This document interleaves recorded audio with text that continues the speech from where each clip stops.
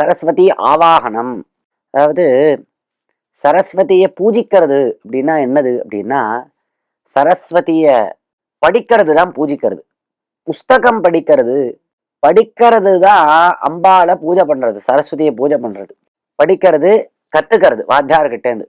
இததான் அம்பாளை பூஜை பண்றது அப்படின்னு ஸ்ருதேன யத்னேனச்ச வாகுபாசிதா துருவங்கரோத்தேவ கமப்பனுகிரகம் அப்படின்னு தண்டின்னு ஒரு கவி அவர் சொல்லிவிட்டார். வாக் அப்படின்னா மகாசரஸ்வதிக்கு பேரு. அவளை எப்படிதான் உபாசிக்கணும்னா ஸ்ருதேன வாத்தியார்கிட்ட இருந்து கேட்டு தெரிஞ்சுக்கணும். எத்தனேன இவன் முயற்சி பண்ணி படிக்கணும்.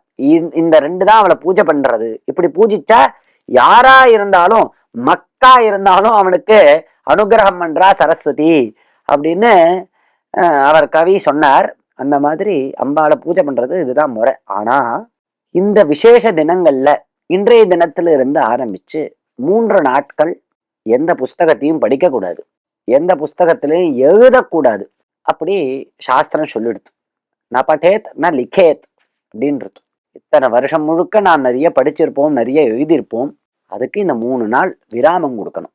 இன்றைய தினம் அத்தனை புஸ்தகங்களையும் பேனா கம்ப்யூட்டர் எல்லாத்தையும் எடுத்து சுவாமி சந்நிதியில வச்சு அதுக்கு நன்னா தொடச்சி சந்தன குங்குமம் இட்டு அதுல சரஸ்வதியை துர்காலட்சுமி சரஸ்வதியை ஆவாகனம் பண்ணிடணும். மந்திரங்களை சொல்லி ஆவாகனம் பண்ணி 3 நாட்கள் பூஜை பண்ணணும். இன்றைய தினம், நாளைய தினம், மறுநாள் தினம் இப்படி பூஜை பண்ணி அப்புறமா அதை விசர்ஜனம் பண்ணணும் அப்படின்னு சாஸ்திரம் சொல்லும்.